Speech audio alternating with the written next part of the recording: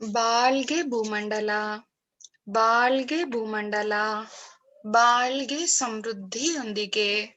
ಗುರು ಬಾಳ್ಗೆ, ಗುರು ನಮ್ಮೊಂದಿಗೆ. ಆತ್ಮೀಯ ಸ್ನೇಹಿತರೆ, ದೈವಿಕ ಮಹಾಶಕ್ತಿಯ ಕರುಣೆ ಹಾಗೂ ದೈವಿಕ ತಂದೆ ಗುರು ತತ್ವಜ್ಞಾನಿ ಯೋಗಿರಾಜ್ ವೇದಾದ್ರಿ ಮಹರ್ಷಿ ಅವರ ಕೃಪೆ ಸದಾ ನಮ್ಮೊಂದಿಗೆ ಇರಲಿ. ಇಡೀ ಜಗತ್ತು ಶಾಂತಿ, ಸಮೃದ್ಧಿ, ಸಂತೋಷವನ್ನು ಆನಂದಿಸಲಿ ಎಂದು ಹಾರೈಸುತ್ತಾ ಗುರು ವೇದಾದ್ರಿ ಮಹರ್ಷಿ ಅವರನ್ನು ವಂದಿಸಿ ಈ ಸಂಜೆಯ ಆತ್ಮ ಸಂಗಮ ಕಾರ್ಯಕ್ರಮವನ್ನು ಆರಂಭಿಸೋಣ.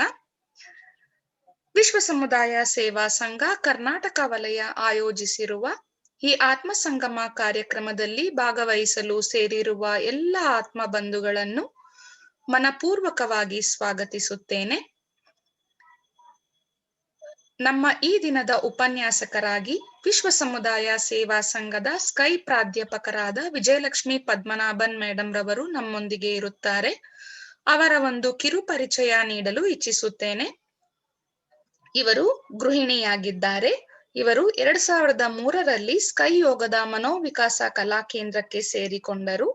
ಸ್ಕೈ ಯೋಗ ಶಿಕ್ಷಣಕ್ಕೆ ಸಂಬಂಧಿಸಿದಂತೆ ಮಾನವನ ಮಹತ್ವಕ್ಕಾಗಿ ಯೋಗ ಎಂಬ ವಿಷಯದಲ್ಲಿ ಡಿಪ್ಲೊಮೊ ಮತ್ತು ಅಡ್ವಾನ್ಸ್ ಡಿಪ್ಲೊಮೊ ಪೂರ್ಣಗೊಳಿಸಿದ್ದಾರೆ. ಇವರು ಶಿವಾಜಿನಗರ್ ಸ್ಕೈ ಸಂಸ್ಥೆಯ ಭಾಷಂ ನಗರ್ ಸ್ಕೈ ಧ್ಯಾನ ಕೇಂದ್ರದಲ್ಲಿ ಈ ಆಧ್ಯಾತ್ಮಿಕ ವಿದ್ಯೆಯನ್ನು, ಸ್ಕೈ ಯೋಗದ ಅಭ್ಯಾಸಗಳನ್ನು ಎಲ್ಲಾ ಜನರಿಗೂ ಕಲಿಸುತ್ತಿದ್ದಾರೆ. ಇವರು 17 ವರ್ಷಗಳಿಂದ ಸ್ಕೈ ಯೋಗದಲ್ಲಿ ತಮ್ಮ ಸೇವೆಯನ್ನು ಸಲ್ಲಿಸುತ್ತಿದ್ದಾರೆ. ಸ್ನೇಹಿತರೆ, ಈಗ ವಿಶ್ವ ಸಮುದಾಯ ಸೇವಾ ಸಂಘ ಕರ್ನಾಟಕ ವಲಯದ ಪರವಾಗಿಯೂ ಹಾಗೂ ನಿಮ್ಮೆಲ್ಲರ ಪರವಾಗಿ ಸ್ಕೈ ಪ್ರಾಧ್ಯಾಪಕರಾದ ವಿಜಯಲಕ್ಷ್ಮಿ ಪದ್ಮನಾಭನ್ ಮೇಡಂ ರವರನ್ನು ಈ ದಿನದ ಕಾರ್ಯಕ್ರಮಕ್ಕೆ ಸ್ವಾಗತಿಸಿ ಈ ದಿನದ ಚಿಂತನೆ ಅರಿವೇ ಗುರು ಎಂಬ ಶೀರ್ಷಿಕೆಯ ಬಗ್ಗೆ ಚಿಂತನೆಯನ್ನು ನೀಡುವಂತೆ ವಿನಂತಿಸಿಕೊಳ್ಳುತ್ತೇನೆ. ಬಾಳ್ಗೆ ಸಮೃದ್ಧಿಯೊಂದಿಗೆ ಮೇಡಮ್. ಬಾಳಿಗೆ ಸಮೃದ್ಧಿಯೊಂದಿಗೆ. Thank you. ಬಾಳಿಗೆ ಸಮೃದ್ಧಿಯೊಂದಿಗೆ, ಗುರು ನನ್ನೊಂದಿಗೆ. ಇವತ್ತು ಏನು ಶೀರ್ಷಿಕೆ ಅಂದ್ರೆ ಅರಿವೇ ಗುರು. ಈ ಟಾಪಿಕ್ ಅನ್ನು 2 ವಿಧವಾಗಿ ತಗೋಬಹುದು. ಗುರು ಅರಿವಾಗಿ ಇದ್ದಾರೆ, ಇನ್ನೊಂದು ನಾವು ಗುರುಗಳನ್ನು ಅರ್ಥಕೊಳ್ಳುವುದು. ಈ 2 ವಿಧವಾಗಿ ತಗೊಳ್ಳೋಣ. ಫಸ್ಟ್ ಗುರುವನ್ನು ಅರ್ಥಕೊಳ್ಳುವುದನ್ನು ನಾವು ಎಲ್ಲರಿಗೂ ಗೊತ್ತು. ಗುರು ಅಂದ್ರೆ ಯಾರು, ಅವರೆಲ್ಲಿ ಹುಟ್ಟಿದ್ದಾರೆ, ಹೇಗೆ ಇದನ್ನೆಲ್ಲ ನಮ್ಗೆ ತಲುಪಿಸಿದ್ದಾರೆ, ಯಾಕಾಗಿ ನಮ್ಗೆ ಇದನ್ನೆಲ್ಲ ಕೊಟ್ಟಿದ್ದಾರೆ ಅಂತ ಪ್ರತಿಯೊಬ್ಬ ಮನೋವಿಕಾಸ ಕಲೆ ಕೇಂದ್ರದಲ್ಲಿ ಇರೋರು ಒಬ್ಬೊಬ್ರಿಗೂ ಗೊತ್ತಿದ್ರೇನು ಯಾಕೆ ನಾವು ದಿನ ಈ ಆತ್ಮ ಸಂಗಮದಲ್ಲಿ ಸೇರಿ ಇದನ್ನೆಲ್ಲ ದಿನಾ ಪುನರಭ್ಯಾಸ ಮಾಡ್ಕೊಳ್ತಾ ಇದ್ದೀವಿ ಅಂದ್ರೆ, ನಮ್ಮಲ್ಲಿ ಯಾವಾಗ್ಲೂ ಒಂದು ವಸ್ತುವನ್ನ ಇಟ್ಟು ಬಿಟ್ರೆ ಅದು ಏನಾಗತ್ತೆ, ಒಂದು ಪಾತ್ರೆ ಏನಾದ್ರು ಯಾವ್ದೋ ಒಂದು ಹಂಗೆ ಇಟ್ಟು ಬಿಟ್ರೆ ಅದು ಏನಾಗತ್ತೆ, ಕಪ್ಪಗಾಗ್ಬಿಡುತ್ತೆ, ಇಲ್ಲಾಂದ್ರೆ ಡಸ್ಟ್ ಹಿಡಿದು ಬಿಡುತ್ತೆ. ನಾವ್ ಅದನ್ನ ಏನ್ ಮಾಡ್ತಾ ಇರ್ತೀವಿ, ಪುನಃ ತೆಗೆದು ಅದನ್ನ ಶುದ್ಧಿ ಮಾಡ್ಕೊಳ್ತಾ ಇರ್ತೀವಿ. ಅದೇ ತರಾನೇ ಈ ಆತ್ಮ ಸಂಗಮದಲ್ಲಿ ನಾವು ಸೇರಿ ಧ್ಯಾನ ಮಾಡೋದ್ರಿಂದ, ನಾವು ಈ ಶಿಕ್ಷೆಗೆ ಬಗ್ಗೆ ಎಲ್ಲ ನಾವು ಕೇಳ್ತಾ ಇರೋವಾಗ ಅದನ್ನು ತಿರ್ಗಾ ಮನಸ್ಸಲ್ಲಿ ಏನ್ ಹೇಳಿದ್ರು ಅವರು, ಈ ಪ್ರೊಫೆಸರ್ ಏನ್ ಹೇಳಿದ್ರು, ಅವ್ರೇನ್ ಹೇಳಿದ್ರು, ಇವ್ರೇನ್ ಹೇಳಿದ್ರು, ಇವ್ರು ಹಿಂಗೆ ಹೇಳಿದ್ರು, ಅವ್ರು ಹಂಗೆ ಹೇಳಿದ್ರು ಅಂತ ನಾವು ಮನಸ್ಸಲ್ಲಿ ಯಾವಾಗ್ಲೂ ನಿಡಿಸ್ಕೊಳ್ತಾ ಇರ್ಬೇಕು. ಪುನಃ ಅದನ್ನ ನಾವು ಮನದಲ್ಲಿ ತಂದ್ಕೊಳ್ತಾ ಇರ್ಬೇಕು. ಇದನ್ನೇ ಭಾವನೆ ಅಂತಾರೆ. ಅದರಿಂದ ಈ ಭಾವನೆಗಳನ್ನ ನಾವು ಯಾವಾಗ್ಲೂ ಫ್ರೆಶ್ ಆಗಿ ಇಟ್ಕೊಳ್ಳೋದಕ್ಕೆ ನಮಗೆ ಇದೆಲ್ಲ ಬೇಕಾಗಿದೆ. ಈಗ ಗುರು ಯಾರು? ಗುರು ವಂದನೆ ಅಂತ ನಾವು ಪಾಠಶಾಲದಲ್ಲೂ ಹೇಳ್ತಾ ಇದ್ವಿ. ಗುರು ಬ್ರಹ್ಮ, ಗುರುರ್ ವಿಷ್ಣು, ಗುರುರ್ ದೇವೋ, ಗುರುರ್ ಸಾಕ್ಷಾತ್ ಪರಬ್ರಹ್ಮ ತಸ್ಮೈ ಶ್ರೀ ಗುರುವೇ ನಮಃ. ಗುರು ಇಲ್ಲದೆ ಯಾವುದು ಸಾಧ್ಯವಿಲ್ಲ ಮೋಕ್ಷ ಪಡೆಯೋದಕ್ಕೆ. ಅಂತ ಗುರುವನ್ನು ನಾವು ಹೇಗೆ ಅರ್ಥಕೊಂಡಿದೀವಿ ಅನ್ನೋದನ್ನ ನಿಮ್ಮ ಮುಂದೆ ಇಡೋದಕ್ಕೆ, ನಿಮ್ಮ ಮುಂದೆ ನಾನು ಹಂಚಿಕೊಳ್ಳೋದಕ್ಕೆ ಬಂದಿದ್ದೀನಿ. ಅದಕ್ಕೆ ನೀವು ನನಗೆ ನಿಮ್ಮ ಮನಸ್ಸು ಮತ್ತು ಕಿವಿಗಳನ್ನು ನನಗೆ ಕೊಟ್ಟು ಈ ಅನಿಸಿಕೆಗಳ ಬಗ್ಗೆ ನೀವು ತಿಳ್ಕೋಬೇಕು ಅಂತ ನಾನು ನಿಮ್ ಮುಂದೆ ಬಂದಿದ್ದೀನಿ. ನಿಮ್ಮೆಲ್ಲರಿಗೂ ಧನ್ಯವಾದಗಳು.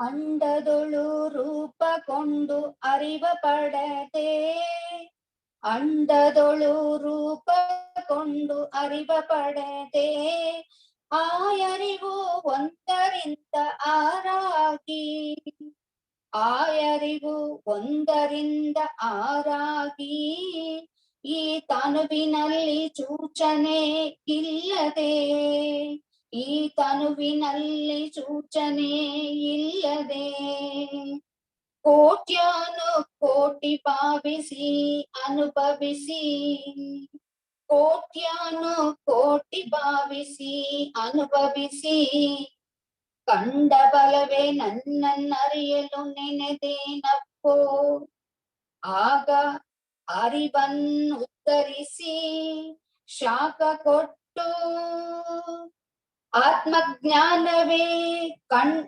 ಕುಂಡಲಿ ಎನ್ನುವೆಯನ್ನು ಸತ್ಯವನಿಸು ಎಬ್ಬಿ ಜಾಗೃತಗೊಳಿಸಿ, ಸಾಕ್ಷಾತ್ಕಾರಮವತ್ತ ಗುರುವೇ ಪ್ರೇಮವೇ. ಬಾಳಿಗೆ ಸಮೃದ್ಧಿಯೊಂದಿಗೆ ನಮಗೆ ಗುರು ಹೇಗೆ ಇದನ್ನೆಲ್ಲ ಕಳಿಸ್ಕೊಡ್ತಾರೆ ಅಂದ್ರೆ, ಚಿಕ್ಕ ವಯಸ್ಸಿನಲ್ಲಿ ತಾಯಿ ಹುಟ್ಟಿದ ತಕ್ಷಣ ಮೊದಲ ಗುರುವಾಗಿ ಇರ್ತಾರೆ.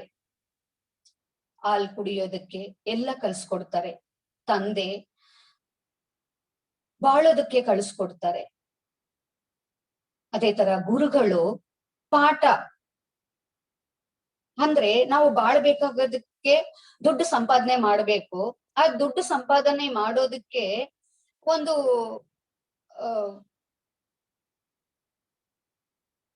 ಸರ್ಟಿಫಿಕೇಟ್ ಬೇಕು ನಮ್ಗೆ. ಅದರಿಂದ ಸ್ಕೂಲ್ಗೆ ಹೋಗ್ತೀವಿ, ಅಲ್ಲಿ ಗುರುಗಳೆಲ್ಲರೂ ಇರ್ತಾರೆ. ಪಾಠಗಳಲ್ಲೂ ಅನೇಕ ವಿಧವಾದ ಪಾಠಗಳನ್ನು ನಮಗೆ ಕಲಿಸ್ಕೊಡ್ತಾರೆ. ಇದೆಲ್ಲ ಒಂದ್ ಕಡೆ ಇದ್ರೇನು ಆಧ್ಯಾತ್ಮಿಕವನ್ನು ಕಲಿಸ್ಕೊಡೋದಕ್ಕೆ ಒಂದು ಗುರುವನ್ನ ನಾವು ಹುಡುಕಿಕೊಂಡು ಹೋಗ್ತೀವಲ್ವಾ.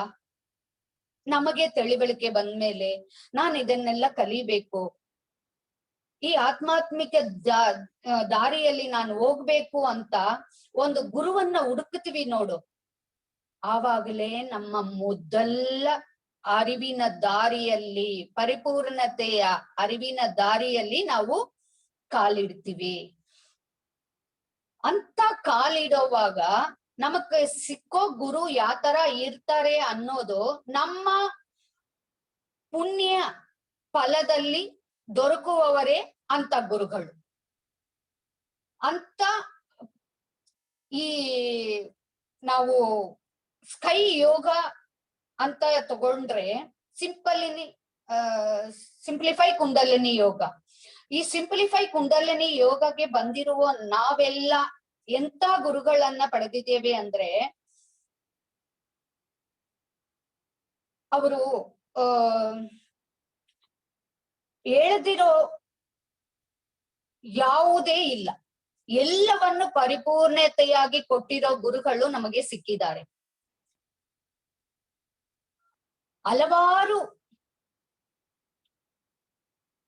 ಯೋಗದಿಂದಲೂ, ಉಪನಿಷತ್ತಿಂದಲೂ, ಪುರಾಣಗಳಿಂದಲೂ ಎಲ್ಲವನ್ನು ಗ್ರಹಿಸಿ ನಮಗೆ ಸಿಂಪಲ್ ಆಗಿ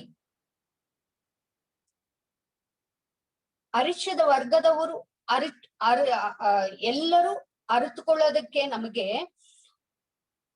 ಇಂಥ ಒಂದು ಅಭ್ಯಾಸವನ್ನು ನಮ್ಮ ಮುಂದೆ ಇಟ್ಟಿದ್ದಾರೆ ಗುರುಗಳು. ಆ ಗುರುಗಳೇ ನಿಮ್ಗೆಲ್ಲ ಗೊತ್ತು. ವೇದಾತ್ರಿ ಮಹರ್ಷಿ ಬಗ್ಗೆ ನಿಮ್ಗೆಲ್ಲರಿಗೂ ಗೊತ್ತು. ಇದ್ರೇನು ತಿರ್ಗಾ ನೆನಪು ಮಾಡ್ಕೊಳ್ಳೋದಕ್ಕೆ ನಾನು ಒಂದು ಕಿರು ಪರಿಚಯ ಕೊಡ್ತಾ ಇದ್ದೀನಿ. ಇವರು ಚೆನ್ನೈ ಹತ್ತಿರದಲ್ಲಿ ಇರುವ ಕುಡುವೆಂಜರಿ ಎಂಬ ಊರಿನಲ್ಲಿ 1918 ವರ್ಷದಲ್ಲಿ ಬಡ ನೇಕಾರರ ಕುಟುಂಬದಲ್ಲಿ ಹುಟ್ಟಿದರು. ಚಿಕ್ಕ ವಯಸ್ಸಿನಿಂದಲೇ ಅವರಿಗೆ ದೇವರು ಯಾರು, ಜೀವ ಎಂದರೆ ಏನು, ಬಡತನ ಯಾವುದರಿಂದ ಬರುತ್ತೆ, ಏಕೆ ಉಂಟಾಗುತ್ತದೆ ಅಂತ ಪ್ರಶ್ನೆಗಳು ಅವರಲ್ಲಿ ಹುಟ್ಟಾ ಇತ್ತು. ತನಗೆ ಕೇಳ್ಕೊಳ್ತಾ ಇದ್ರು. ಇದೇ ತರ ವರ್ಷಗಳು ಹೋಗ್ತಾ ಇರೋವಾಗ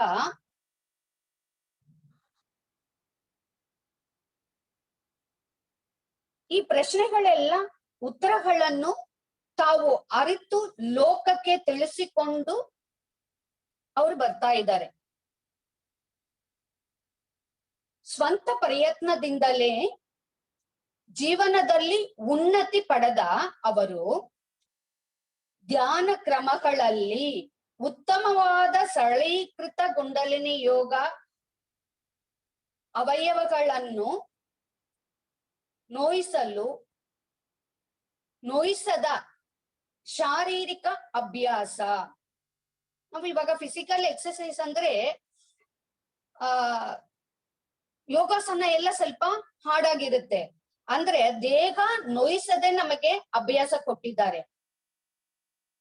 ಕಡಿಮೆಯಾಗದ ತತ್ಶೋಧನೆ, ನಮ್ಗೆ ಆಂತರಿಕ ಪರಿಶೀಲನೆ, ಜೀವ ಶಕ್ತಿಯನ್ನು ರಕ್ಷಿಸುವುದರ ಮೂಲಕ ವಯೋಧಿಕತೆಯನ್ನು ಮುಂದಕ್ಕೆ ಹಾಕಬಲ್ಲ ಸಿದ್ಧ ಪುರುಷರ ಕಂಡುಕೊಂಡ ಕಾಯಕಲ್ಪ ಯೋಗ.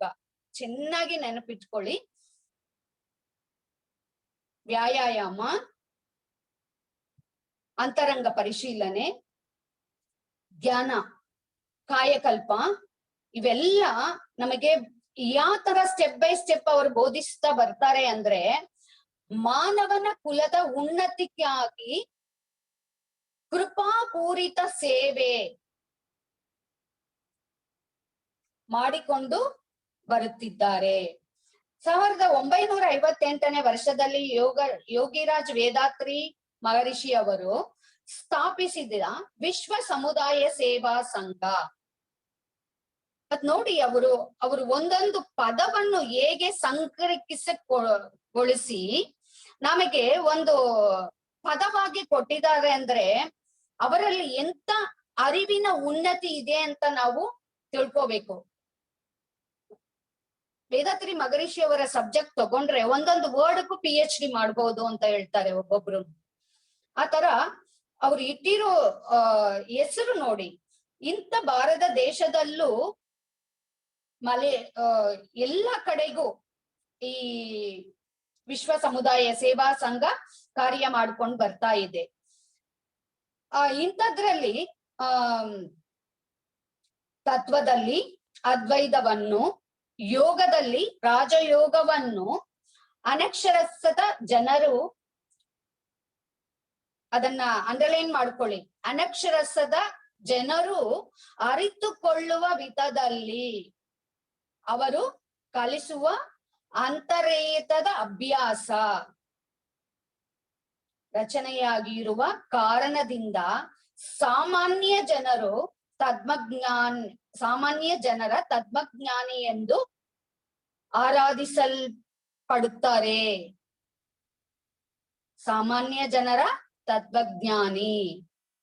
ಅವರು ಸೈನ್ ಮಾಡೋವಾಗ್ಲೂ ಅದೇ ತರನೇ ಅವರು ಹಾಕಿ ಮಾಡೋರು. ಅಂತ ಗುರುಗಳು ನಮಗೆ ಸಿಕ್ಕಿದ್ದಾರೆ ಅಂತ ಹೆಮ್ಮೆ ಪಡೋ ಅಂತ ಹೆಮ್ಮೆ ಪಡೋ ಅಂತ ನಾವು ಗುರುಗಳನ್ನ ಪಡೆದಿದ್ದೀವಿ. ಮಹರ್ಷಿ ಅವರು ಪ್ರಕಟಿಸಿರುವ ಯಾವ ಒಂದು ಉದ್ದೇಶವು ಸಾಮಾನ್ಯ ಬುದ್ಧಿಗೋ ವಿಜ್ಞಾನಕ್ಕೋ ಹೊರಗಿನದಲ್ಲ ಎನ್ನುವುದು ನಿರ್ದೇಶಿಸತಕ್ಕದ್ದು. ಅಂತ ಗುರುಗಳನ್ನ ಪಡೆದಿರುತ್ತೀವಿ ನಾವು. ವೇದಾತ್ರಿ ಮಹರ್ಷಿ ಅವರು ಎಂತ ಉನ್ನತ ಗುರುಗಳು ಎಂಬುವುದನ್ನು ನಾವು ಮನದಾಳದಿಂದ ಅರ್ಥಕೊಳ್ಳಬೇಕು. ಈಗ ಇಂಥ ಗುರುಗಳು ಅರಿವು ಹೇಗಿದೆ ಅಂತ ನೋಡೋಣ. ಅದಕ್ಕೆ ಅರಿವೇ ಗುರು ಅಂತ ಕೊಟ್ಟೆ ನಾನು. ಇಂಥ ಒಂದೊಂದರ ಬಗ್ಗೆನೋ ಆಲೋಚನೆ. ಅಂತ ಗುರುಗಳು, ನಾವು ಸಂಸಾರ ಮಾಡ್ತೀವಿ, ಮಕ್ಕಳನ್ನ ಎತ್ತಿತೀವಿ, ಕೆಲ್ಸಕ್ ಹೋಗ್ತೀವಿ, ಸಂಪಾದನೆ ಮಾಡ್ತೀವಿ, ಇದ್ರೇನು ಒಂದ್ಸಲ ಇಲ್ದಿದ್ರೇನು ಒಂದ್ಸಲ ನಾವು ದಡ್ರಾಗ್ ಬಿಡ್ತೀವಿ ಯಾವುದೋ ಒಂದ್ ಕಡೆಯಲ್ಲಿ. ಅಂದ್ರೆ ಮಗರಿಷಿಯವರು ಎಂತ ಕಷ್ಟದಲ್ಲಿ ಇದ್ರೇನು ಅವರ ಮನ ದೃಢ ಹೇಗಿತ್ತು ಅಂದ್ರೆ, ಯಾವುದಲ್ಲಿ ಸೋಲನ್ನು ಕಂಡು ಬರುವವರಲ್ಲ. ಸೋಲೇ ಬಂದ್ರೇನು ಆ ಸೋಲು ಯಾವುದಕ್ಕೆ ಬಂದಿದ್ದು, ಆ ಸೋಲನ್ನ ನಾವು ಹೇಗೆ ಗೆಲ್ಲಿ ಬರಬೇಕು ಅನ್ನೋದನ್ನ ನಮ್ಗೆ ಹೇಳ್ಕೊಡ್ತಾರೆ. ಅಂತ ಗುರುಗಳು ನಮಗೆ ಸಿಕ್ಕಿದ್ದಾರೆ. ಲೋಕ ಸಮುದಾಯ ಒಳಿತಿಯನ್ನು ಕಾಪಾಡುವ ಹೊಣೆಯನ್ನು ನಮ್ಮೇಲೆ ಹಾಕಿದ್ದಾರೆ. ನಾವೆಲ್ಲರೂ ಲೋಕವನ್ನು ಲೋಕವೆನ್ನುವ ಮಣ್ಣಿನ ಮೇಲೆ ಬಾಳುತ್ತಿದ್ದೇವೆ. ನಮಗಿರುವುದು ಒಂದೇ ಸೂರ್ಯ. ನಮಗೆ ಉಂಟಾಗುವ ನೀರಿನ ಅಗತ್ಯಗಳನ್ನು ಪೂರೈಸುವುದಕ್ಕೆ ಇರುವುದು ಒಂದೇ ಸಾಗರ. ನಾವೆಲ್ಲರೂ ಉಸಿರಾಡುವುದಕ್ಕೆ ಇರುವುದು ಒಂದೇ ಗಾಳಿ. ಇವುಗಳಲ್ಲಿ ಒಂದನ್ನು ಸಹ ನಮ್ಮಲ್ಲಿರುವವರು ಯಾರು ಉತ್ಪತ್ತಿ ಮಾಡಿಲ್ಲ.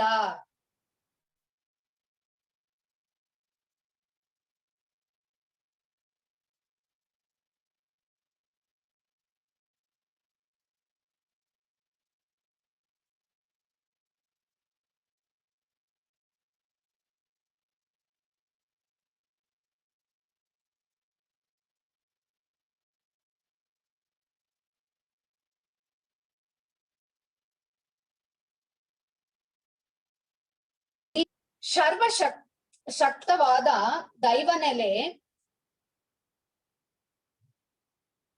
ಪ್ರಕೃತಿಯು ತನ್ನ ಪೂರ್ಣತ್ವ, ಮಹಾಶಕ್ತಿ, ಮಹಾ ಅರಿವು, ಕಾಲ ಎನ್ನುವ ಮೂಲ ಸಂಪತ್ತನ್ನು ಉಪಯೋಗ ಮಾಡಿಕೊಂಡು ಅದರ ವಿಕಾಸ, ಉತ್ಪರಿವರ್ತನೆ, ದೀಕ್ಷಣೆ, ನ್ಯಾಯ ಎನ್ನುವ ಪ್ರಕೃತಿ ನಿಯಮಗಳನ್ನು ಬಳಸಿಕೊಂಡು ಆಕಾಶ ಮಂಡಲವನ್ನು, ಲೋಕವನ್ನು ಉತ್ಪತ್ತಿ ಮಾಡಿ ಈ ಸುಂದರವಾದ ಸಮೃದ್ಧಿ ತುಂಬಿದ ಲೋಕದ ಮೇಲೆ ನಮ್ಮನ್ನು ಉತ್ಪತ್ತಿ ಮಾಡಿ ಜೀವನ ಮಾಡುತ್ತಿದ್ದೇವೆ. ಆ ಪ್ರಕೃತಿ ಹೇಗಿದೆ ಅಂದ್ರೆ ನಮಗೆ ತಾಯಿಯಾಗಿದೆ, ತಂದೆಯಾಗಿ ಇದೆ. ಕೃಪಾಪೂರ್ಣ ಮಹಾಶಕ್ತಿಯಾದ ಪ್ರಕೃತಿಯು ನಾವೆಲ್ಲರೂ ಕ್ಷೇಮವಾಗಿಯೂ ಸುಖವಾಗಿಯೂ ಬಾಳಲು ಎಲ್ಲಾ ಸಮೃದ್ಧಿಗಳನ್ನು ಹೇಳಲಾರದ ವ್ಯವಸ್ಥೆಗೊಳಿಸಿ ಕೊಡುತ್ತಿದೆ. ಯಾವುದು? ಪ್ರಕೃತಿ. ಅದಕ್ಕೆ ಯಾವ್ದು ಅಡ್ಡ ಇಲ್ಲ. ಹೇಳಲಾರದ ವ್ಯವಸ್ಥೆಗೊಳಿಸಿ ಕೊಡ್ತಾ ಇದೆ ನಮಗೆ. ನಮ್ಮ ಚಿಂತನೆಯನ್ನು ಉತ್ಕೃಷ್ಟವಾಗಿಸಿ ಇವನ್ನೆಲ್ಲ ನಾವು ಗ್ರಹಿಸುವಾಗ ನಾವೆಲ್ಲರೂ ಒಂದೇ ಕುಟುಂಬವನ್ನು ಸೇರಿದವರು, ಒಡ ಹುಟ್ಟಿದವರುಗಳೇ ಎನ್ನುವುದು ಸಂದೇಹವಿಲ್ಲದೆ ತಿಳಿಯುತ್ತಿದ್ದಿದೆ ಅಲ್ಲವೇ? ನಾವೆಲ್ಲ ಎಲ್ಲಿಂದ ಬಂದಿದೀವಿ? ನೀರಿಗೆಲ್ಲ ಒಂದೇ ಸಮುದ್ರ. ಒಂದು ಹನಿ ನೀರು ಎಲ್ಲಿದೆ ಅಂದ್ರೆ ಸಮುದ್ರದಿಂದಲೇ ಬಂದಿದೆ. ಆ ತರ ನಾವೆಲ್ಲ ಎಲ್ಲಿಂದ ಬಂದಿದೀವಿ? ಆ ಬಟ್ಟ ಬಯಲು ಎಂಬುದರಿಂದ, ಅದರ ಕ್ರಿಯಾತ್ಮಕ ಶಕ್ತಿಯಿಂದ ನಾವೆಲ್ಲ ಬಂದಿದೀವಿ. ಲೋಕವು ಮಾನವನ ಮನಸ್ಸಿನಿಂದ ಲೆಕ್ಕೈಸಲು ಸಾಧ್ಯವಿಲ್ಲದಷ್ಟು ದೀರ್ಘಕಾಲ ಉಳ್ಳದಾಗಿದೆ. ಅದಕ್ಕೆ ಎಂತ ಕಾಲ? ದೀರ್ಘಕಾಲ ಅದಕ್ಕೆ ಇದೆ. ನಾವು ಈ ಲೋಕದಲ್ಲಿ ಹುಟ್ಟುವೆವು, ಸ್ವಲ್ಪ ಕಾಲ ಜೀವಿಸುವೆವು, ಮರಣ ಹೊಂದಿ ಬಿಡುವೆವು. ಹುಟ್ಟುವ ದಿನದಿಂದ ಸಾಯುವ ದಿನದವರೆಗೆ ಈ ಲೋಕದಲ್ಲಿ ಜೀವನ ಮಾಡಿ ಕೊಂಡಿರುವರ ಎಷ್ಟೊಂದು ಸ್ನೇಹಿತರು, ಹಿತೈಷಿಗಳು ನಮಗೆ ಸಹಾಯ ಮಾಡಿಕೊಂಡೇ ಇದ್ದಾರೆ. ನಾವು ಇವನ್ನು ಅನುಭವಿಸಿಕೊಂಡು ತಾನೇ ಇದ್ದೇವೆ. ಈ ದೊಡ್ಡ ವಿಸ್ತಾರವಾದ ಲೋಕ ಸಮುದಾಯಕ್ಕೆ ನಾವು ಮಾಡಬೇಕಾದ ಉಪಕಾರ ಸ್ಮರಣೆ ಏನು? ಎರಡು ಲೈನಲ್ಲಿ ಮಹರ್ಷಿ ಅವರು ಹೇಳಿದ್ದಾರೆ,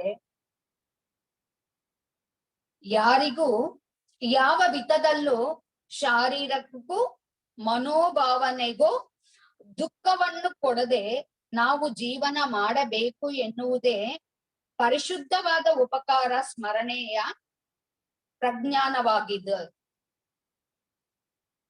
ಯಾವ ಜೀವಿಗಳಿಗೂ ಬೇರೆಯವರಿಂದ ನಮ್ಗೆ ಆಮೇಲೆ ಸುಖ ಸಿಕ್ಲಿ, ನಾವು ಸುಖ ಕೊಡದೇ ಇದ್ರೇನು ಬೇರೆಯವ್ರಿಗೆ ಏನ್ ಮಾಡಬಾರದು? ದುಃಖ ಕೊಡಬಾರದು. ಅವರ ಮನಸ್ಸು ನೋಯಿಸೋ ತರ ನಡ್ಕೋಬಾರದು. ಅಲ್ಲದೆ ಪೂರ್ಣತ್ವ, ಮಹಾಶಕ್ತಿ, ಮಹಾ ಅರಿವು ಎನ್ನುವ 3 ಗುಣಗಳಾದ ಮೂಲ ಸಂಪತ್ತನ್ನು ವಿಕಾಸ, ಉತ್ಪರಿವರ್ತನೆ, ದೀಕ್ಷಣ, ನ್ಯಾಯ ಎನ್ನುವ 3 ಸಾಮರ್ಥ್ಯಗಳಾದ ಕ್ರಿಯಾಶಕ್ತಿಗಳನ್ನು ಉಪಯೋಗಿಸಿಕೊಂಡು ನಮ್ಮನ್ನು ಉತ್ಪತ್ತಿ ಮಾಡಿ ಬಿಟ್ಟಿರುವ ಪ್ರಕೃತಿ ನಮ್ಮನ್ನು ಯಾವುದೇ ಒಂದು ಅನ್ಯ ವಸ್ತುವನ್ನು ತೆಗೆದುಕೊಂಡು ಉತ್ಪತ್ತಿ ಮಾಡಲಿಲ್ಲ. ಅದರ ಕೃಪಾಶಕ್ತಿಯ ಒಂದು ಅಣಿಯಾಗಿಯೇ ನಮ್ಮನ್ನು ಉತ್ಪತ್ತಿ ಮಾಡಿದೆ. ಇದನ್ನು ಚೆನ್ನಾಗಿ ಜ್ಞಾಪಕದಲ್ಲಿ ಇಟ್ಕೊಂಡಿರ್ಬೇಕು. ನಾವು ಬೇರೆ ವಸ್ತುವನ್ನು ತೆಗೆದು ನಮ್ಮನ್ನು ಉತ್ಪತ್ತಿ ಮಾಡಿಲ್ಲ.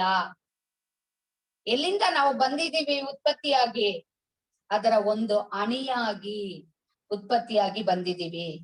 ನಮ್ಮಲ್ಲಿ ಪ್ರತಿಯೊಬ್ಬರಲ್ಲೂ ಪ್ರಕೃತಿಯ ಎಲ್ಲಾ ಶಕ್ತಿಗಳು ಅಡಕವಾಗಿದೆ. ಪ್ರಕೃತಿಯ ಶಕ್ತಿಯು ಮಾನವನಲ್ಲಿ ಎಲ್ಲೆಗೆ ಒಳಪಟ್ಟಿದೆ. ಆ ಪ್ರಕೃತಿಯ ಶಕ್ತಿಯು ಎಲ್ಲೆಗೆ ಅತೀತವಾದದ್ದಾಗಿದೆ. ಅದಕ್ಕೆ ಎಲ್ಲೇ ಇಲ್ಲ. ನಮಗೆ ಏನಿದೆ? ಎಲ್ಲೇ ಇದೆ. ಇದೇ ಪ್ರಕೃತಿಗೂ ಮಾನವನಿಗೂ ಇರುವ ವ್ಯತ್ಯಾಸ. ಒಂದು ಹನಿ ನೀರಾಗಿ ಅದೇ ನೀರಿನ ಎಲ್ಲೇ ಇಲ್ಲದ ವಿಸ್ತಾರವುಳ್ಳ ಕಡಲಿನಿಗೂ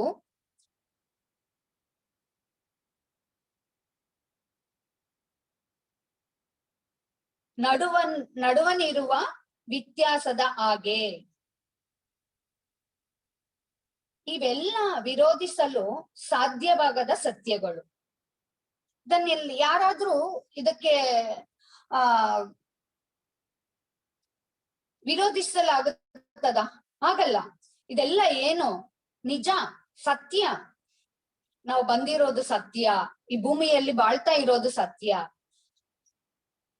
ಚಿಂತನೆ ಉತ್ಕೃಷ್ಟತೆಯಲ್ಲಿ ಈ ಸತ್ಯಗಳನ್ನು ನಾವೆಲ್ಲರೂ ಅರಿತುಕೊಳ್ಳುತ್ತೇವೆ.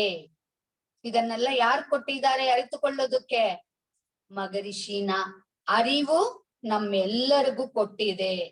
ನಾವು ಯಾವಾಗ ಮನೋವಿಕಾಸ ಕಲೆ ಕೇಂದ್ರಕ್ಕೆ ಬಂದ್ಬಿಟ್ಟಿವೋ ಆ ಸ್ಥಳದ ಹೆಸರು ಏನು? ಅರಿವಿನ ಶ್ರೀಮಂದಿರ. ಅರಿವಿನ ಶ್ರೀಮಂದಿರ ಅಂತ ಹೆಸರು ಇಟ್ಟಿದ್ದಾರೆ ನೋಡಿ. ಇದಕ್ಕೆಲ್ಲ ಮೂಲ ಕಾರಣ ಯಾವುದು ಅಂತಾನು ಕೊಟ್ಟಿದ್ದಾರೆ. ಮನಸ್ಸು. ಮನೋ ವಿಕಾಸ ಕಲೆ ಕೇಂದ್ರ. ಕೇಂದ್ರಕ್ಕೊಂದು ಹೆಸರು, ದೇವಾಲಯಕ್ಕೊಂದು ಹೆಸರು, ಸಮಾಜಕ್ಕೊಂದು ಹೆಸರು, ಎಂತ ಸೂಕ್ಷ್ಮವಾಗಿ ಅರಿವು ಅವರಲ್ಲಿ ಇದ್ದಿದ್ರೆ ಇಂಥ ಪದಗಳನ್ನೆಲ್ಲ ಹುಡುಕಿ ನಮಗೆ ನಾವು ನನಗ್ ಒಂದೊಂದ್ ಸಲ ಆ ಮಾತುಗಳನ್ನು ಉಚ್ಚರಿಸುವಾಗಲೆಲ್ಲ ಮಗರಿಷಿ ಇದನ್ನೆಲ್ಲ ಹೇಗೆ ಕೊಟ್ಟಿದ್ದಾರೆ, ಹುಡುಕಿ ನಾವು ಇದನ್ನ ನಮಗೆಲ್ಲ ಕೊಟ್ಟಿದಾರಲ್ಲ, ಎಂತ ದೈವಾಧೀನರು ಅವರು ಅಂತ ನನಗೆ ಆಶ್ಚರ್ಯವಾಗಿ ಇರ್ತಾ ಇರುತ್ತೆ. ಅಂತ ಗುರುಗಳನ್ನ ನಾವು ಮೊದಲು ಅರ್ಥಕೋಬೇಕು. ಆ ಅರ್ಥಕೊಳ್ಳೋ ಅರಿವು ನಮ್ಮಲ್ಲಿ ಇರಬೇಕು. ಏನೋ ನಮ್ಗೊಂದ್ ಗುರು ಸಿಕ್ಕಿದ್ದಾರೆ, ಯೋಗ ಕ್ಲಾಸ್ ಹೋದ್ವಾ, ಎಷ್ಟೊಂದು ಮಾತನಾಡ್ತಾ ಒಂದು ಎಕ್ಸರ್ಸೈಸ್ ಮಾಡಿದ್ವಾ, ಏನೋ ಒಂದು ಪ್ರೊಫೆಸರ್ ಬಂದು ಧ್ಯಾನ ತಗೊಳ್ತಾರೆ, ಕೂತ್ಕೊಂಡ್ವಾ, ಮನಸ್ಸು ಎಲ್ಲೆಲ್ಲೋ ಅಲದಾಡುತ್ತೆ. ಮನೆಗೆ ಎಷ್ಟೊತ್ತಿಗೆ ಹೋಗೋದು, ಈ ಪ್ರೊಫೆಸರ್ ಯಾವಾಗ ಧ್ಯಾನವನ್ನು ಮುಕ್ತಾಯಗೊಳಿಸ್ತಾರೆ, ನಾವು ಮನೆಗೆ ಹೋಗೋಣ, ಎಷ್ಟೋ ಚಿಂತನೆಗಳು ಬರ್ತಾ ಇವೆ ಧ್ಯಾನಕ್ಕೆ ಕೂತ್ಕೊಂಡ್ರೆ. ಅಂದ್ರೆ ಮಗರಿಷಿ ಅವರು ಕೊಟ್ಟಿದ್ದನ್ನ ನಾವು ಎಷ್ಟೊಂದು ಅಲಕ್ಷ್ಯವಾಗಿ ಇರ್ತೀವಿ ಅಂದ್ರೆ, ಮಗರಿಷಿ ಅವರು ಆಮೇಲೆ ಇರ್ಲಿ, ಮನೆಗೆ ಒಂದು ವಸ್ತು ತಗೊಂಡ್ರೇನು ನಾವು ಅದನ್ನ ಹೇಗೆ ಕಾಪಾಡ್ತೀವಿ ಅನ್ನೋದು ನಾವು ಕೇಳ್ಕೋಬೇಕು. ಆ ವಸ್ತುಗಳನ್ನ ಎಷ್ಟು ಶುದ್ಧತ್ವಾಗಿ ಇಟ್ಕೋಬೇಕು. ಯಾವ್ದಾದ್ರೂ ಇರ್ಲಿ, ಒಂದು ಮಿಕ್ಸಿ ಇರ್ಲಿ, ಒಂದು ವಾಷಿಂಗ್ ಮೆಷಿನ್ ಇರ್ಲಿ, ಎಲ್ಲ ಎಲೆಕ್ಟ್ರಿಕ್ ವಸ್ತುಗಳೇ. ಅಂದ್ರೇನು, ಅದರಲ್ಲಿ ಆ ಬಳಸೋದ್ರಲ್ಲಿ ಎಷ್ಟು ಅಲಕ್ಷ್ಯತೆ ಮಾಡ್ತೀವಿ ಗೊತ್ತಾ? ಅಲಕ್ಷಣೆ ಎಲ್ಲ ನಮ್ಮ ಏನದು ಹರಿವೀನತೆ.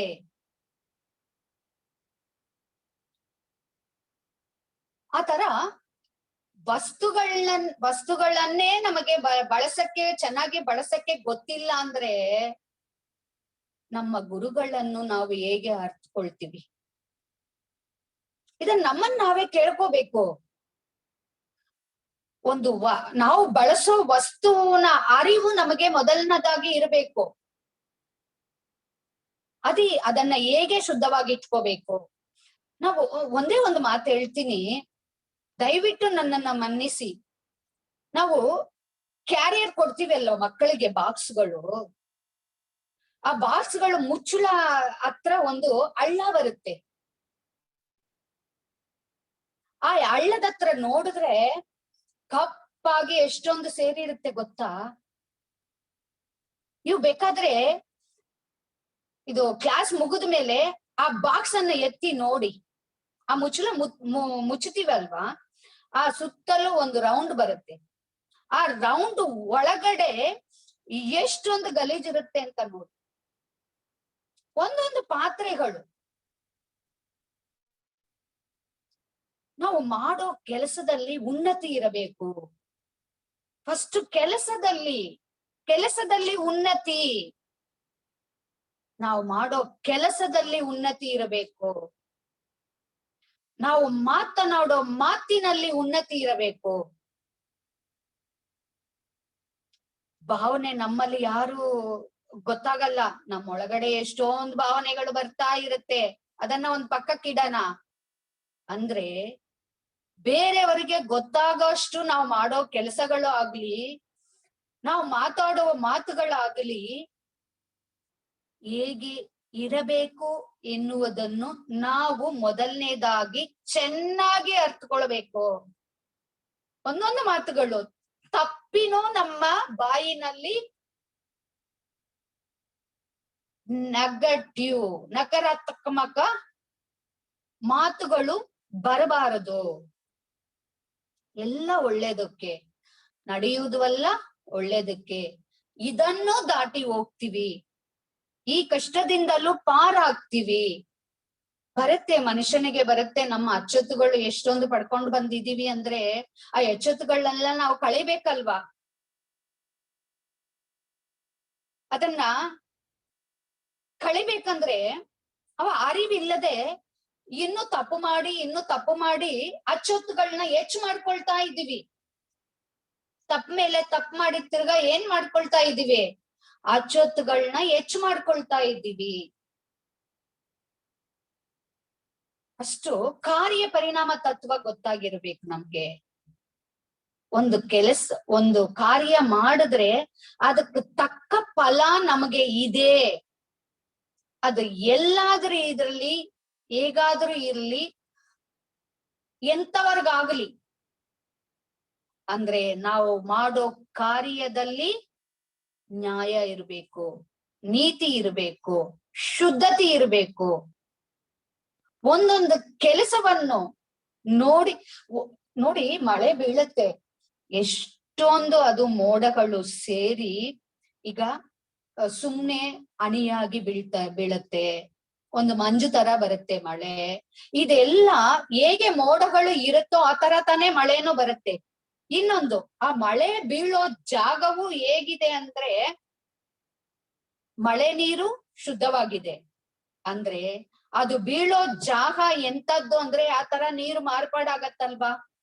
ಅದೇ ತರಾನೇ ನಾವು ಮಾತಾಡೋ ಮಾತುಗಳಲ್ಲೂ, ನಾವು ಮಾಡೋ ಕಾರ್ಯಗಳಲ್ಲೂ, ನಾವು ಎಣಿಸುವ ಭಾವನೆಗಳಲ್ಲೂ ಈ ತರ ಎಲ್ಲದರಲ್ಲೂ ಎಚ್ಚರವಾಗಿರಬೇಕು. ಮಹರ್ಷಿ ಅದನ್ನೇ ಹೇಳ್ತಾರೆ, ಎಚ್ಚರವಾಗಿರಬೇಕು. ಆಳಿಯರ್ನಲ್ಲಿ ಸಂಗೀತಮ್ಮ ಯಾವಾಗ್ಲೂ ಹೇಳೋರು, ಎಚ್ಚರವಾಗಿರಬೇಕು.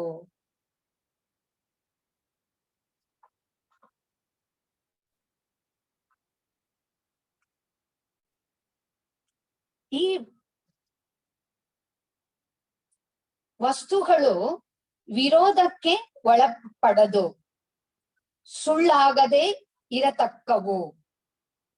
ಈ ಕಾಲದಲ್ಲಿ ಮಾನವ ಕುಲದ ಬಾಳಿನಲ್ಲಿ ಸಂಕಟಗಳು ಬೇಕಾದಷ್ಟವೇ ಎನ್ನುವುದು ನಿಜ. ಘಟನೆಗಳಲ್ಲಿ, ಪ್ರಕೃತಿಯ ವ್ಯವಸ್ಥೆಯಲ್ಲಿ, ಫಲಗಳಲ್ಲಿ, ಸಂಕಟಗಳಲ್ಲಿ ಉಂಟಾದರೂ ಅದನ್ನು ಪ್ರಕೃತಿಯ ಮಹಾಶಕ್ತಿಯು ಮಹಾ ಅರಿವು ಆಗಿಂದಾಗಲೇ ಸಮ ಮಾಡಿ ಬಿಡುವುದು. ಈಗ ಯಾವುದು ಬೇಡ, ಈ ಕೊರೋನಾನೇ ತಗೊಳ್ಳೋಣ ನಾವು. ಕೊರೋನಾ ಬಂದಿದೆಯಲ್ಲ, ಎಷ್ಟೊಂದು ಒಳ್ಳೇದಾಗಿದೆ ಭೂಮಂಡಲಕ್ಕೆ. ನದಿಗಳೆಲ್ಲ ಶುದ್ಧಿ ಆಯ್ತು, ಓಝೋನ್ ಶುದ್ಧಿ ಆಯ್ತು.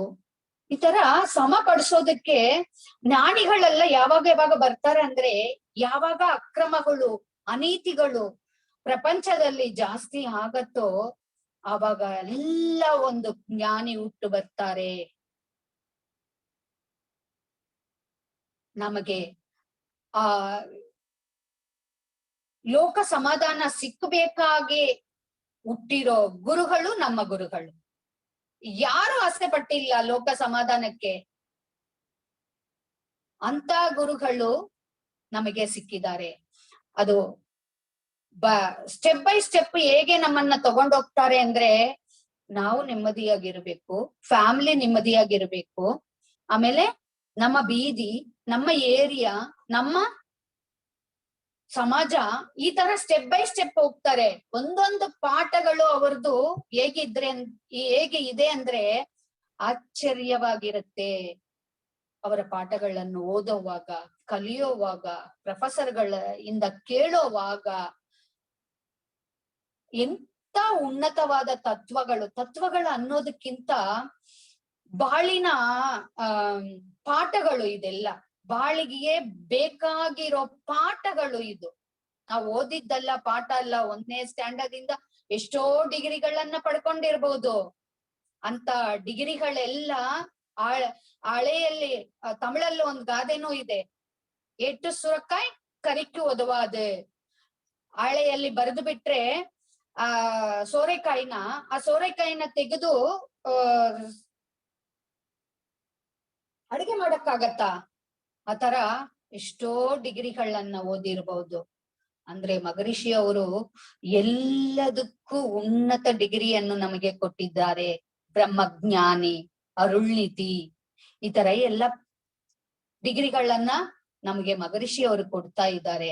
ಅಂತ ಗುರುಗಳನ್ನ ಪಡೆದಿದ್ದೇವೆ ಅನ್ನೋ ಗರ್ವ ನಮಗಿರಬೇಕು.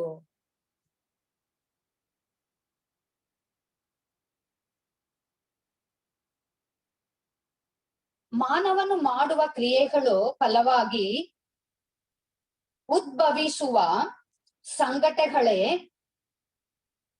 ಹರಡಿಕೊಂಡು ವಿಸ್ತರಿಸಿಕೊಂಡು ಬರುತ್ತವೆ. ಇಲ್ಲಿ ಗೂಢ ವಸ್ತುವಾದ ತತ್ವದ ಸತ್ಯವನ್ನು ಅರಿತು ನೆನಪಿನಲ್ಲಿ ಇಟ್ಟುಕೊಂಡು ಮನತೃಪ್ತಿ ಪಡೆಯಬೇಕಾಗಿದೆ. ಮಹಾಕ್ರಿಯೆ ಮಂಡಲದ ಮೂಲವಾದ ಸರ್ವಶಕ್ತವಾದ ದೈವ ನೆಲೆಗೂ ಅದರ ವಿಕಾಸದ ಉಚ್ಚ ಕಟ್ಟದಲ್ಲಿರುವ ಮಾನವನ ಮನಸ್ಸಿಗೂ ಸೇರಿ ಕ್ರಿಯಾ ಕೇಂದ್ರವಾಗಿ ಇರುವುದು ಮಾನವನಲ್ಲಿ ವ್ಯವಸ್ಥಿತವಾಗಿರುವ ಜೀವಕಾಂತ ಶಕ್ತಿಯ ತಳಿಕೇಂದ್ರ. ಇಂಥ ಒಂದು ಕೇಂದ್ರವನ್ನು ನಮಗೆ ಎಷ್ಟೋ ಬೊಕ್ಕಿಷಗಳನ್ನು ನಾವು ದುಡಿದು ಸಂಪಾದನೆ ಮಾಡಬಹುದು, ಸೇರ್ಸ್ಕೋಬಹುದು, ಅನುಭವಿಸಬಹುದು.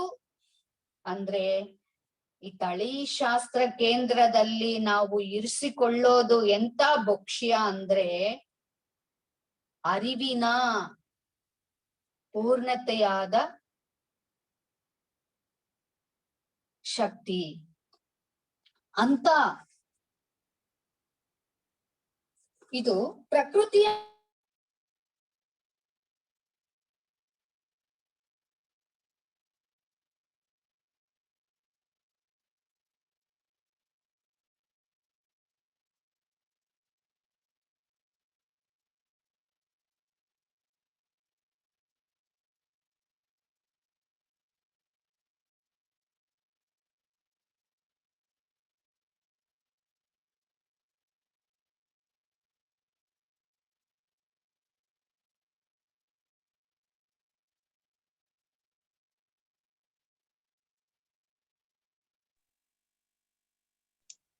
ಬಾಳಿಕೆ ಸಮೃದ್ಧಿಯೊಂದಿಗೆ ಬಾಳ್ಗೆ ಸಮೃದ್ಧಿಯೊಂದಿಗೆ ಮೇಡಮ್ ಕೇಳಿಸ್ತಾ ಇದೆಯಲ್ಲ ಮೇಡಮ್? ಕೇಳಿಸ್ತಾ ಇದೆ, ಮಧ್ಯದಲ್ಲಿ ಬ್ರೇಕ್ ಆಯ್ತು. ಹೌದಾ ಮೇಡಮ್? ಈಗ ಜಸ್ಟ್ ಫ್ಯೂ ಸೆಕೆಂಡ್ಸ್ ಅಷ್ಟೇ, ಕಂಟಿನ್ಯೂ ಮಾಡಿ.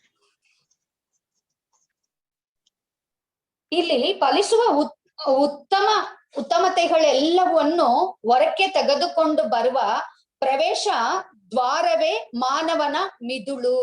ಹೊರಕ್ಕೆ ತೆಗೆದುಕೊಂಡು ಬಂದು ಹರಡಲು ಬಿಡುವ ಕ್ರಿಯಾ ವೀರನೇ ನಮ್ಮ ಮನಸ್ಸು. ಮನಸ್ಸಿನಿಂದ ಉತ್ಪತ್ತಿಯಾಗುವ ಚಿಂತನೆಗಳು ದೇಹದ ಅಂಗಗಳು ಎಲ್ಲವನ್ನು ಅಲೆಯ ರೂಪದಲ್ಲಿ ಒತ್ತಾಗಿ ಮತ್ತು ಇಂದ್ರಿಯಗಳ ಉಪಯೋಗದಿಂದ ಮಾಡುವ ಕ್ರಿಯೆಗಳು ಇವೆಲ್ಲವನ್ನು ಕಾಂತಶಕ್ತಿಯ ಅಲೆಗಳಾಗಿ ಸಂಕುಚಿಸಿದ ತಳಿ ಕೇಂದ್ರದಲ್ಲಿ ಸಂಗ್ರಹವಾಗಿ ಇಡುವುದು. ಪ್ರಕೃತಿ ಎನ್ನುವ ಮಹಾಶಕ್ತಿಯ ಕ್ರಿಯೆಗಳೇ ಮಾನವನ ಮನಸ್ಸು ಕ್ರಿಯೆ ಮಾಡುತ್ತದೆ. ದೈವವಾಗಿ ಇರುವ ಪ್ರಕೃತಿ ಜೋಡಿಸಿದ ಸಂಕುಚಿತಗೊಳಿಸುವ ಅಚ್ಚೊತ್ತು ಮಾಡಿ ಸಂಗ್ರಹವಾಗಿ ಇಡುತ್ತದೆ. ಮಾನವನ ರೂಪದಲ್ಲಿ ಮನಸ್ಸು ಇಚ್ಛಿಸಿ ಮಾಡುವ ಕ್ರಿಯೆಗಳು ಸೆಂಟ್ರಲ್ ನರ್ವ್ ಸಿಸ್ಟಮ್ ಎಂದು, ಅಟೋನಮಸ್ ನರ್ವ್ ಸಿಸ್ಟಮ್ ಎಂದು ಹೇಳುತ್ತೇವೆ. ಈ ವಿಧವಾದ ಕಾರ್ಯ ಪರಿಣಾಮ ತಪ್ಪದ ನ್ಯಾಯಾಲಯವನ್ನುಳ್ಳ ತಳಿ ಕೇಂದ್ರದ ಎನ್ನುವ ಆಡಳಿತ ಕಾರ್ಯಾಲಯವನ್ನು ವ್ಯವಸ್ಥೆಯಾಗಿ ಹೊಂದಿರುವ ಮಾನವನು ಫಲವನ್ನರಿತ ಜಾಗೃತ ಸ್ಥಿತಿಯೊಂದಿಗೆ ಕ್ರಿಯೆ ಮಾಡಿದರೆ ಅವನ ಜೀವನದಲ್ಲಿ ದುಃಖವೇ ಕಾಣಿಸದು. ಈ ಸತ್ಯಗಳನ್ನು ಅರಿತು ಅಲಕ್ಷ್ಯ ಮಾಡಿಯೋ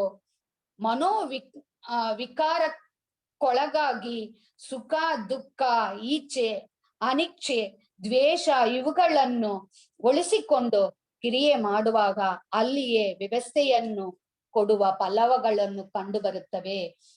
ಕ್ರಿಯೆಯೇ ಫಲವಾಗಿ ಒಂದೇ ಅಚ್ಚೊತ್ತು ವ್ಯವಸ್ಥೆಯಾದರೆ ಆ ಅಚ್ಚೊತ್ತಿಗೆ ಸಂಬಂಧಿಸುವ ಮಾನವನು ವ್ಯಕ್ತಿತ್ವದಲ್ಲಿ ಆ ಅಳತೆಯಲ್ಲಿ ಗುಣವು ರಚನೆ ಹೊಂದಿ ಆಯಸ್ಸು ಪೂರ್ತಿ ಅದರ ಪರಿಣಾಮವನ್ನು ಅವನೇ ಅನುಭವಿಸಬೇಕಾಗಿದೆ.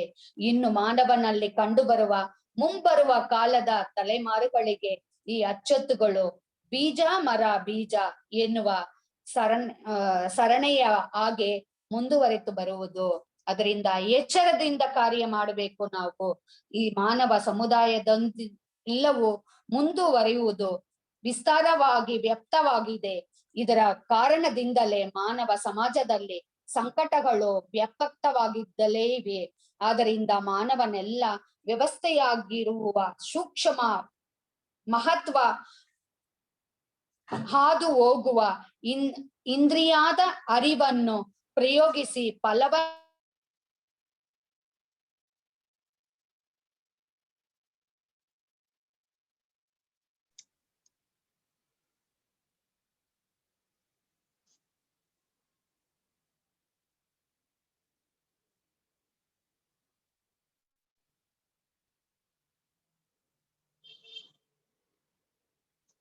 ಮೇಡಮ್ ಬಾಳ್ಗೆ ಸಮೃದ್ಧಿಯೊಂದಿಗೆ ಕೇಳಿಸ್ತಾ ಇಲ್ಲ ಮೇಡಮ್.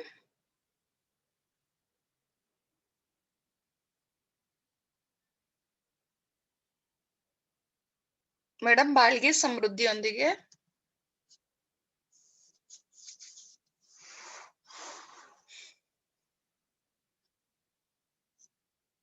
ಬಾಳ್ಗೆ ಸಮೃದ್ಧಿಯೊಂದಿಗೆ ವಿಜಯಲಕ್ಷ್ಮಿ ಮೇಡಮ್ ಮುಗೀತಾ?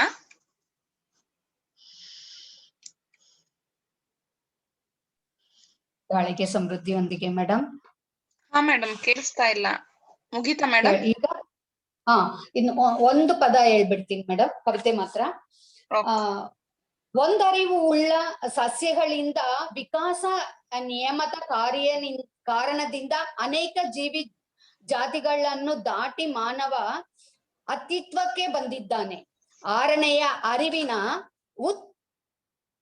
ಉತ್ತಮತೆಯನ್ನು ಮಾನವನ ಜೀವನವನ್ನು ಅನ್ವೇಷಿಸಿ ನೋಡುವಾಗ ಹುಟ್ಟೆ ಸಂಕಟವಾಗಿದೆ. ತಳಿ ಕೇಂದ್ರದಲ್ಲಿ ಹೆಚ್ಚಾಗುತ್ತಲೇ ಇರುವ ಕರ್ಮ ಅಚ್ಚೊತ್ತುಗಳು ಫಲವಾಗಿ ಜನ್ಮದ ಪರಂಪರೆ ದೀರ್ಘವಾಗುತ್ತಲೇ ಹೋಗುತ್ತದೆ. ಇದರ ಬಗ್ಗೆ ಚಿಂತನೆ ಮಾಡಲು ಬಿಟ್ಟರೆ ಎಷ್ಟು ಸಾವಿರ ಜನ್ಮಗಳು ಗರ್ಭಾವಸ್ಥೆಯ ಮುಂದುವರಿಕೆಯಾಗಿ ಬರುತ್ತಲೇ ಇರುತ್ತದೆಯೋ ಅದರಿಂದ ಜನ್ಮ ಪರಂಪರೆಯನ್ನು ಕೊನೆಯಾಗಿಸಿಕೊಳ್ಳಲು ಪ್ರತಿಯೊಬ್ಬರು ಬೇಕಾಗದ್ದು ಆರನೆಯ ಅರಿವಿನ ಉತ್ಕೃಷ್ಟತೆ ಸ್ಥಿತಿಗೆ ಬಂದಿರುವ ಮನುಷ್ಯನ ಕರ್ತವ್ಯವಾಗಿರುತ್ತದೆ. ಜನ್ಮದ ಕಾರಣದಿಂದ ಉಂಟಾಗುವ ಸಂಕಟಗಳನ್ನು ಶೇಖರಿಸಿ ಒಬ್ಬ ಜ್ಞಾನಿ ಹೇಳುತ್ತಾರೆ, ವೇದ ಪುಸ್ತಕದ ಪ್ರಕಾರ ಮಾನವನ ವಯಸ್ಸು 100. ಮಾನವನ ಜನ್ಮ ಪಡೆದರೆ ನಿದ್ರೆಯಲ್ಲಿ ಅರ್ಧ ಜೀವನ ಹೋಗುತ್ತವೆ. ಉಳಿದ್ರಲ್ಲಿ 15 ವರ್ಷಗಳು ಅರಿವಿಲ್ಲದ ಬಾಲಕನಿಗೆ ಹೋಗುವು. ಕಾಯಿಲೆ, ಹಸಿವು, ಮುಪ್ಪು, ದುಃಖ, ಅದರಿಂದ ಜನ್ಮ ಬೇಡ ಶ್ರೀರಂಗ ದೈವವೇ.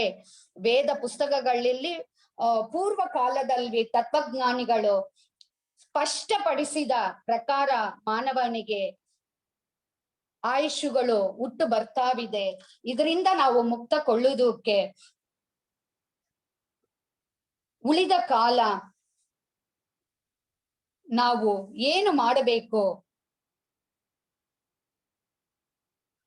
ಸಿದ್ಧ ಪುರುಷರಲ್ಲಿ ಒಬ್ಬರಾದ ತಿರುಮೂಲರು ಹೇಳ್ತಾರೆ, ಜನ್ಮವನ್ನು ಪಡೆದು ಅಚ್ಚೊತ್ತಾಗಿ ಪಡ್ಕೊಂಡು ಜನ್ಮದ ಕಡಲನ್ನು ಹೇಗೆ ದಾಟಬೇಕು, ಇದೇ ತರ ತಿರುಮೂಲರು ಹೇಳ್ತಾರೆ.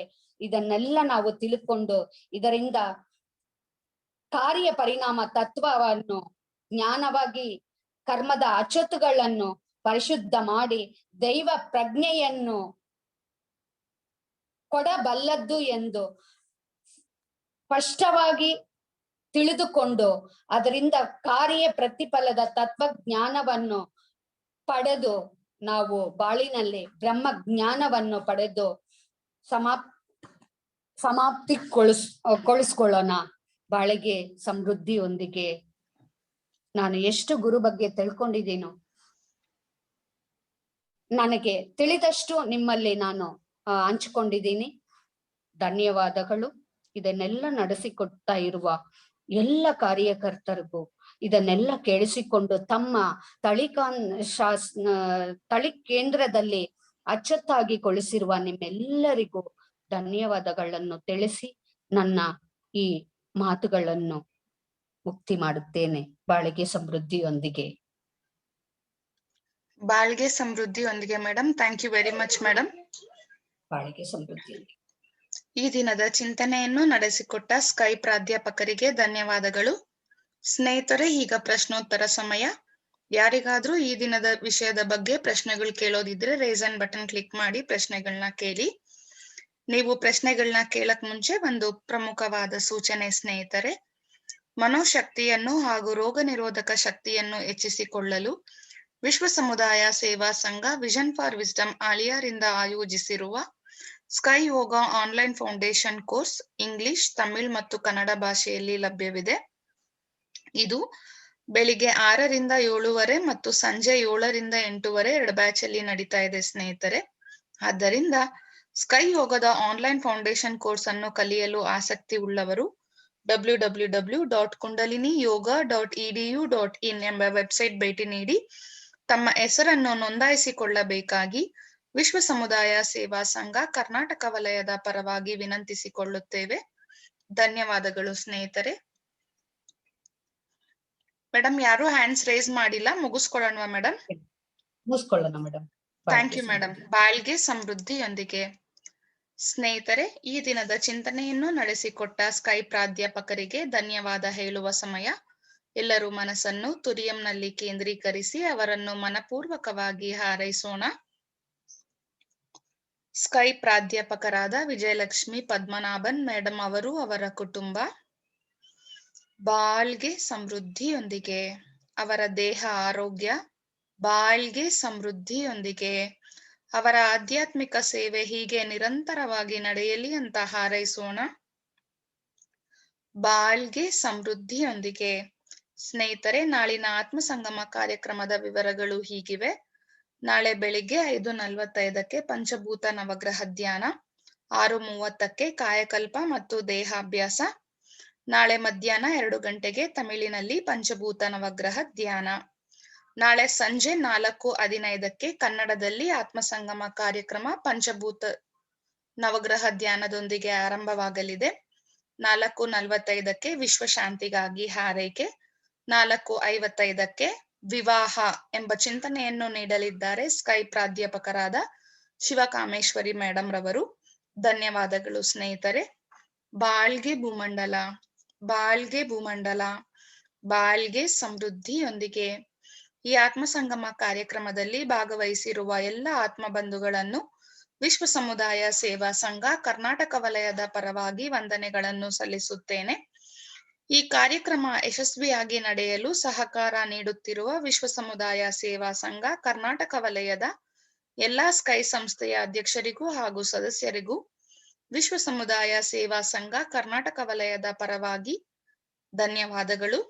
ವಿಶ್ವ ಸಮುದಾಯ ಸೇವಾ ಸಂಘ ಕರ್ನಾಟಕ ವಲಯದ ಅಧ್ಯಕ್ಷರ ಹಾಗೂ ಸ್ಮಾರ್ಟ್ ಶಾಖೆಯ ಉಪಾಧ್ಯಕ್ಷರ ಮಾರ್ಗದರ್ಶನಕ್ಕಾಗಿ ನಿಮ್ಮೆಲ್ಲರ ಪರವಾಗಿ ತುಂಬು ಹೃದಯದ ಕೃತಜ್ಞತೆಗಳನ್ನು ಸಲ್ಲಿಸುತ್ತೇನೆ.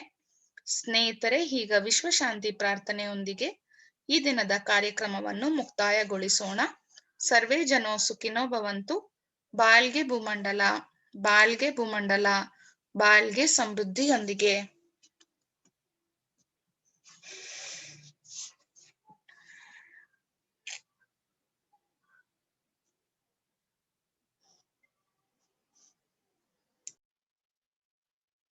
ವಿಶ್ವಕ್ಕೆಲ್ಲ ಸಕಾಲಿಕ ಮಳೆ ಸಾಕಷ್ಟು ಸುರಿಯಲಿ, ರೈತರೆಲ್ಲ ಧಾನ್ಯವನ್ನು ಹುಮ್ಮಸ್ಸಿನಿಂದ ಬೆಳೆಯಲಿ, ಹಲವು ಉದ್ಯೋಗಗಳ ಮಾಡುತ್ತಿರುವ ಕಾರ್ಮಿಕರು ಉನ್ನತಿಯಾಗಲಿ, ವಿವಿಧತೆಯಲ್ಲಿ ಏಕತೆ ಕಾಣುವ ಸಂಸ್ಕೃತಿಯನ್ನು ಉತ್ತಮವಾಗಿಸಲಿ, ಕಲಹಗಳು ಪೈಪೋಟಿ ಹಗೆತನ ಮೀರಿದಾಡಳಿತ ನಡೆಯಲಿ.